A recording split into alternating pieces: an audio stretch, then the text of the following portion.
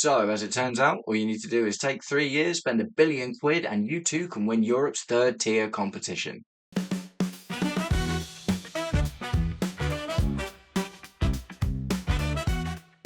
Welcome, Blue Believers, to the Stamford Sync, where we are syncing up with all things Chelsea FC. This is my first video on this channel, so please do me the distinct honour of liking the video, subscribing, sharing it, or just roast me in the comments, whatever gets you through your day. So, without further ado, let's get into it. We did it! We did it, right? We won a thing. That's a thing. That's a thing we can talk about. We won a thing. It's a real thing. It's not the shiniest thing. It's not the most impressive thing. It's not really even a remotely impressive thing, bearing in mind the kind of team that we are trying to be. But ultimately, a trophy is a trophy, and I'm not one to be sneery at silverware. I was happy when we won the Europa League, and everyone used to say the exact same thing about the Europa League that they say about the Conference League now.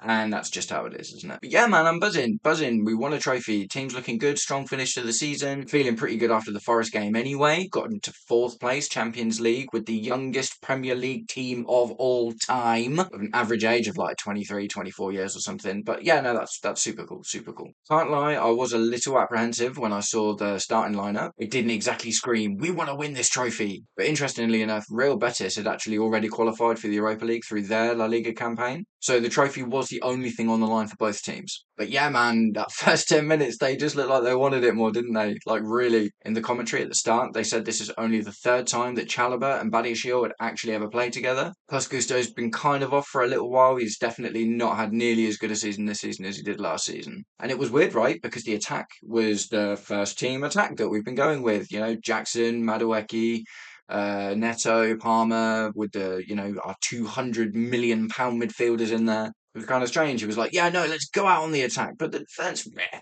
Jorgensen for Sanchez is like six of one, half a dozen of the other kind of situation, so not too bothered about that. Yeah, just a little bit surprised he chose to experiment with the back line when we had an opportunity to win a trophy. Yeah, and it showed, didn't it? We were not looking good in that first half, man. Real Betis just came strong out of the gate, looking like they wanted this trophy a lot more than we did. Betis got their goal in the first 10 minutes, and for the rest of the half, we were just looking really flat. I'll admit, I was actually ready to lose this game and justify it to myself that we got top four, so it doesn't matter. But obviously, at halftime, Maresca was seeing the same thing that we were, and he decided to do something about it. Reece James comes out, and then instantly everything starts to look better. This is the thing with Gusto, right? Gusto is a good player. I actually really rate Gusto. I think he was so good last year, and obviously because we were without Reece James for such a long time, what an amazing boon to have a player like Gusto just able to come in and deputise. But the thing with Gusto is, while he's a good player in his own right, I don't feel like he improves the performances of the other players around him. And Reece James has just become that guy. You know that if Reece James is in your back line, even inverting into the midfield experiment that he's doing, ultimately the players around him benefit from him being there. Gusto is very much like run around, run around, run around. And James is precise passes, good tackles, great defensive work. Occasionally an eye for a goal and stuff like that. But yeah, he just kind of like does what good midfielders do in terms of unlocking players around them, but he's learning how to do it from the back line. And that's, absolute game changer, as we go on to see when we scored 4 goals in the next half. I'm not saying that Reece James was the only reason that we did that, but I think that he just allows the team to play in a more kind of progressive way. Badiashile looks okay. Badiashile's like, I don't know, like a constant 6 out of 10. Do you know what I mean? I remember when he came, it was like, "Oh, mate, we've got a real player here," but he's just kind of fallen off. But he seems solid. He doesn't make huge amounts of mistakes, not like Disassi did, for instance. But yeah, ultimately, Reece James coming into the back line, and obviously Levi Colwell coming into it later, really tightened everything up, and we just started to look good. Enzo Fernandez, right? Like, what a weird player. It's just so unusual. We bought him being like, yes, this guy's the next Fabregas, but he can run and he's got a bit about him. And obviously, when you see him play with Argentina, he plays deep and he's playmakery, and it just feels like we never bought him to do that. So we spent all this money on this guy for the things that we've seen him do, and none of the managers that we've had have seemed to try to get that same thing out of him. But something about him just keeps popping up and keeps making things happen. His numbers are outrageous this year, and he's getting important goals in important moments. So, although it doesn't like yeah, it doesn't look like he obviously affects the team in a really good way. Do you know what I mean? You don't see all of these like amazing passing plays and moves like you expect from like a deep lying midfielder like Enzo Fernandez, but he keeps coming up in clutch moments and making things happen, and that in itself is really important. Obviously not the same kind of player at all, but it's a little bit like Jude Bellingham. Do you know what I mean? It's like Jude Bellingham, like especially for England, he doesn't look like he affects the game like a huge amount the entire way through the game. And you're not like, oh yeah, everything's going through him and he's making it all happen. But he does pop up and make things happen in important moments. And I think Enzo Fernandez is kind of like that for us. Like for instance, it obviously you see the difference when we've got Caicedo and Lavia in midfield, right? Like when Caicedo and Lavia are in midfield, the general game just looks better. And you can kind of see what's going on a bit more. You know, Lavia occasionally putting these sick passes through for people like Cole Palmer and stuff as well. Um, but yeah, man, it's a weird one, isn't it? It's a weird one. Enzo, you know, there's been talk about him going to Real Madrid, for instance, and I'm like, I don't know how I feel about that. Do you know what I mean? It's like obviously we spent loads of money on him. If we get the money back, I get that. I guess that's a good thing. But I like the fact that he's becoming leadership material. And he's plays to the crowd a little bit in the gallery when he's like, kissing the badge and wow, Chelsea, Chelsea, I bleed blue, this, that, and the other. Like, it's like, bro, you're from Argentina, man. It's cool. You don't have to lay it on so thick. But at the same time, it's good, to have someone like that in the team. And as long as he keeps coming up with these clutch moments, then I'm kind of happy to keep him around. So Jackson gone some way to redeeming himself for his interesting behaviour in the Newcastle game. And you can see when Jackson's on the pitch, we do generally play better. He drifts off to the left a lot and he's good at link up play, bringing other people in. He's not just a striker. You're not really even a striker, to be honest. But, you can see the benefit of having Jackson on the pitch. Scored a good goal, but is it enough? No, I don't think it is, man. At the start of the season, I was very much like, no, I don't want Osimhen. I want to give Jackson the season. I think, after 14 goals in the Prem last season, I thought, no, we've got to give Jackson another chance because if we get Osimhen in now, then Jackson becomes second choice and he maybe falls off and we miss this opportunity to kind of create this player. I'm still, even now, not 100% convinced that Osimhen is just going to come in and tear it up. But truth be told, Jackson obviously started really well. He was on like 9 goals before that injury that kept him out for a little while. But when he came back, he didn't really come back. So I'm kind of in this mind of like, yeah, I like Jackson, and now I think he is a good supplementary squad player. Absolutely, I'd be up for keeping him around, but I don't think he's done enough throughout the season and even in this game to show that yeah, you're the guy to lead the line next season. Like I admit we need a striker. I'm still not hugely keen on Osimhen. And there's a lot of talk about Delap at the moment. Maybe I'll do some transfer stuff in another video. But ultimately, yeah, okay. Great goal, Jackson. Good lad. But I just don't think you're not the guy. Are you? You're not the guy. Cole Palmer's starting to look good again. I think it's been a really tough season for Cole Palmer. You can see, obviously, at the start of the season, he had like 14 goals in 20 games or something. It was ridiculous. Do you know what I mean? He was just absolutely banging him in. And then the confidence thing hit, and he looked really devoid of confidence and ideas for quite a long time. There's some stuff to say that maybe it was a tactical thing. We were playing a bit more swashbuckling, transitiony football at the start of the season, and as the season's gone on, we have kind of started to fare into this more controlled, precise, kind of boring football. But ultimately, that's kind of what Maresca wants, right? And it seems that when Cole Palmer fell off, we went more into that style to try and keep more control of the ball because we didn't have Cole Palmer popping out scoring 4 goals in 30 minutes in the first half of the game. So yeah, it's good to see Cole Palmer looking good again, man. The assists were great, and he's I kind of really love what he said in the interview at the end, where it was just like I just got sick of passing it backwards, and it's like yeah, cool, man. We need something like that. You need someone to take risks and be a bit dangerous, and players like Cole Palmer can afford to take those risks, even in a system as stodgy as ours. But the thing that I am a little bit worried about is just kind of how Cole Palmer looked after the game. Do you know what I mean? It's just like he just looked kind of out of it, man. Do you know what I mean? Like he was, what am I even doing here? He didn't look like, I saw him lift the trophy and that, and obviously enjoyed the celebrations. But the instant after game was a little bit like, oh man, Cole Palmer is not looking happy. I'm hoping that maybe some changes to the team and a good summer and whatever can kind of get him. If we can get him halfway back to where he was last season, then man will be good. But yeah, great performance from Cole Palmer, but I'm a little bit concerned about how he's feeling about the team at the moment. Maybe it's difficult though, isn't it? Because it's like he was amazing under Pochettino and he was just an absolute joy to watch. And Pochettino gave him loads of freedom. But ultimately, with Pochettino, we finished sixth and failed in finals. And Cole Palmer FC didn't win us anything or kind of progress the project, even though Cole Palmer looked amazing. So, is it possible to even get that Cole Palmer in a team that wins stuff, or do you sacrifice too much tactical balance and good defending and whatever in order to let Cole Palmer be that free? It's a really difficult kind of thing to figure out, and I guess we'll see more next season. Hopefully, we can get an extra couple of players in. Again, Delap, maybe if there's someone who can actually hit a cross. I'm not going to get into the crossing now because, man, that stuff drives me nuts.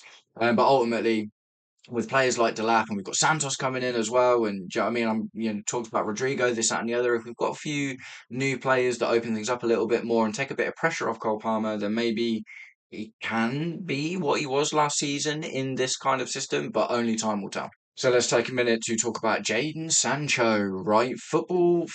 Not football, just football fans, but the football community are fickle. We are a fickle lot. You, me, all of us. None of us are far away from this thing, right? I've been pretty set in Sancho's out the door for the last few months, right? And then he comes in and scores a blinding worldie in a final, and you're like, oh no, we'll keep Jadon Sancho. Mate, it's the whole Eric Ten Hag winning the FA Cup and staying, and the question that Spurs are having at the moment with Ange Postecoglou, right, is like, it's so hard, especially when it's a cup final, to be like, even though you were like, no, no, it's not working, get rid of him, get rid of him. And then, oh, but look at this thing that he did, maybe. And that little glimmer of hope, it gets us all, doesn't it? Because we are fickle. We are fickle people. But yeah, man, Jadon Sancho, the rumblings I've seen since the game is that we are actually looking to keep him now. And whether that actually means to keep him in the team or not, I don't know. You got to think a goal like that has probably risen his stock a little bit. If we get him for 25 mil and then we sell him for like 30, 35, 40, an absolute push, but maybe we could make a tidy little profit on Jadon Sancho. Leverkusen are interested. Maybe Dortmund will take him back. Do you know what I mean? Probably something like that, but I just can't see him being in the first team next year. Um, but yeah, fair play to the lad. What an absolute brilliant goal that was. Absolutely stunning. Why hasn't he been doing that all season? If he's got that in his locker, just do it more, man. Just do it more, and I would absolutely be so happy. If you'd have scored 7 goals like that during this whole season, I'd have been like, yeah, keep you. But it's just it's not just the numbers. Do you know what I mean? It's not just the numbers. He just looks like for instance, Madueke has always played on the right wing, and out of nowhere, Madueke starts playing on the left, and all of a sudden the team looks better. It's kind of like I was talking about before, right? It's all fine and good being a good player, but we need people that make the team look better. And Sancho, unfortunately, just isn't that guy. Caicedo, wicked, brilliant. I don't need to talk too much about Caicedo, man. Everyone that watches football, especially Chelsea fans, we all know Caicedo's great. He is £115 million bargain. I kind of hate that saying, but I get it to an extent. It's not so much a bargain, but ultimately, it's one of the few times we've spent money like that on a player and it's actually gone well. Caicedo just looks like he's getting better and better and better. He's adding goals to his game more and more often. He comes up in clutch moments. He just is always there at the right time. He somehow constantly manages to avoid it getting carded. Like it's just crazy, man. The amount of time I see Caicedo just go in on someone, and I'm like, no, no, no, no, no, and the ref just kind of lets him off. I love Caicedo for that. He's a great defensive midfielder. You can see that he's going to be the fulcrum of that midfield for a long time. The fulcrum is at the bottom or the top, I can't remember, but ultimately the base, the foundation, right? He's that guy that's going to be on the pitch. He played every Premier League game this season. He generally looks to be able to stay fit pretty well. The only thing I don't like about Caicedo is when he gets injured, he really, really looks like he's been injured. So he might just be fouled. And I don't know whether he's playing it up or maybe he's got a low pain threshold or whatever. But every single time he gets tackled or goes down, he starts screaming and rolling around. And I'm like, no, no, no, no, no, don't be injured, don't be injured. And then he gets up and starts playing again. So it's like, oh, okay, he's actually okay. So it just makes my heart go a bit, man. But yeah, great goal, great performance from Caicedo, capped off with a great goal, absolutely deserved. And yeah, and he's repping that classic Chelsea Zorro mask that we all love. Yeah, cool, nice one, love Caicedo. So yeah, man, strong finish to the end of the season. Really, really happy to cap it off with a trophy. Like I said before, man, I'm not sneery about silverware. I'll be happy to win anything that's a competitive trophy, right? We're not talking about an old school club World Cup or like a Community Shield or a Super Cup or something. Like this is a tournament that went throughout the entire season. We had to play a lot of games to get where we got, and yes, the opposition wasn't amazing, but I was worried about Betis. Anthony's been looking really good. It seemed like this, they finished pretty high in their season, fifth or sixth in their season. So this game could have gone either way. And for us to win so emphatically, with that massive second half performance, like I'm really, really happy with that. And yeah, truth is, if you'd have asked me at the start of the season, would you be okay if you won the Conference League and got fourth? I'd be like, yeah, man, I'll bite your hand off for that. Absolutely. It's just one of those, isn't it, where it's like, our expectations change obviously as things happen. We were second in at one point and everyone's going, oh, title challenge. I was never on that. I was like, no, no, no, we're not going to. I didn't think we'd fall off as much as we did. And I guess the really positive thing about the season, right, is if we'd have beat Ipswich twice, then we'd probably have finished third. And I guess you can say that about any team. You can say, oh, if Man City won their game, then they'd have finished third too, or second or one or whatever.